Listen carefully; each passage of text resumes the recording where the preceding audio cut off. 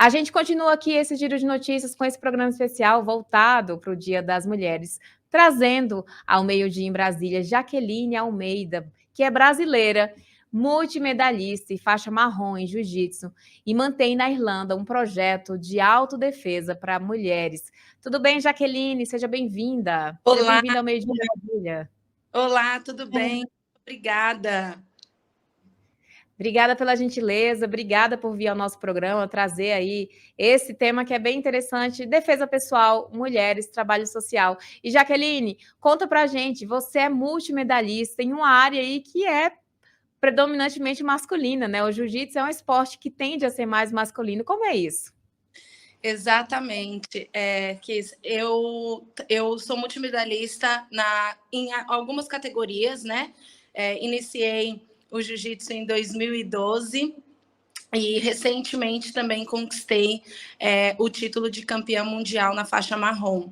Então, eu venho no jiu-jitsu há cerca de 10 anos, treinando, competindo e me desafiando cada vez mais. Jaqueline, eu tenho um levantamento aqui que você enfrentou uma infância complicada, né? Você é filha de um pai que era alcoólatra, você sofreu abuso psicológico do seu padrasto. Como é que foi enfrentar essa infância turbulenta e, ao mesmo tempo, conseguir superar e chegar onde você chegou, vencendo aí, ganhando diversas medalhas, inclusive vindo a morar fora do país? Eu realmente diversos abusos quando criança, então e quando adolescente também não foi fácil para mim, né? Eu sofri muito, me coloquei muito para baixo, aceitei muitas coisas, inclusive nos meus relacionamentos, que hoje em dia eu olho e sei que não deveria ter aceitado. Então eu disse muito não para mim mesma e disse muito sim para os outros. Então o que teve uma grande diferença na minha vida foi o esporte, foi quando eu encontrei o esporte, porque antes disso eu realmente não me achava bonita, não era preparada financeiramente, aceitava qualquer tipo de tratamento ou qualquer tipo de relacionamento. Então, realmente foi uma fase muito difícil, foi um percurso muito difícil para mim, mas graças a Deus tudo isso mudou assim que eu encontrei o jiu-jitsu, assim que eu iniciei o esporte na minha vida.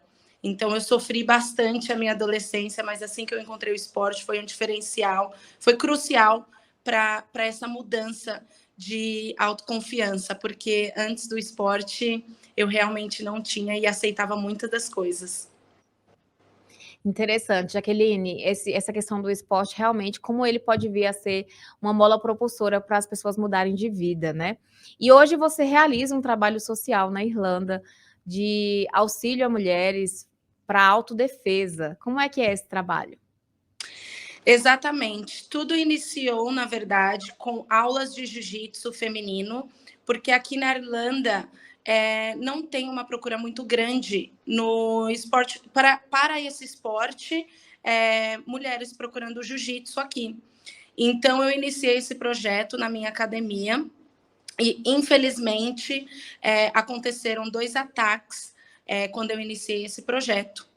E como aconteceu isso, eu vi a necessidade de mais mulheres estarem nesse esporte e, e publiquei, né, para mais mulheres participarem. Como havia acontecido esses ataques, muitas mulheres se interessaram. E quando essas mulheres se interessaram, uma delas disse para mim que eu estava fazendo a diferença.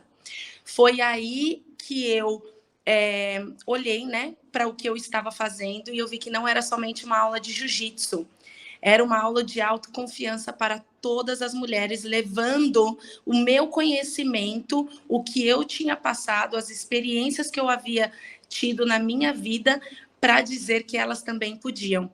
Então, esse projeto é muito mais do que somente aulas de jiu-jitsu. Eu trabalho a parte de linguagem corporal, a parte de linguagem postural com elas, a defesa técnica, mas também trabalho a imagem, né?